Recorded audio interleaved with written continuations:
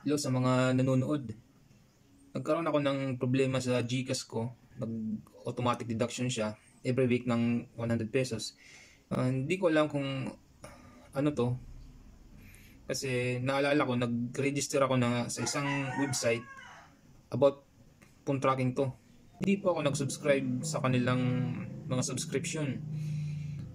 Nagtataka ako kung bakit every week may deduction ng GCash ko. 100 pesos. Ayan siya. Nakasaad yan. Yung ginawa ko, ang pinakamagandang gawin dito, kasi subscription to, pumunta ko sa inbox ng email ko. At hinanap ko doon kung may nasubscribe ba ako, kung ano. So yun nga, nakalagay dyan, nakita ko yung inbox, may nakalagay dyan, phone tracking device. Hanap ko siya. Ito yon. May account ako dyan, bali, nag-register ako dyan. Kasi ano, may password ako at saka username.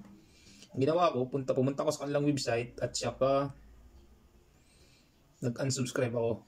Yun lang. Tapos na yung problema ko.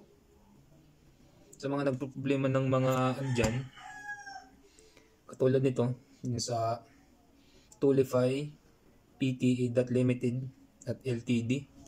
Yun. Yun lang. Yun yung pinakamaganda nyo gawin. Punta kayo sa Gmail nyo. Kasi ako nalilito ako kung hindi ka naman nag-subscribe. Hindi ko alam kung ano to. Ba scam ba to? Magugulat ka na lang na bawat linggo may deduction ng GCash mo. Hindi yung galing kung saan. Wala ka namang sinubscribe. So ito, kung nakatulong man ako, please, paki-like lang yung, okay na, like lang ng video na to, okay na.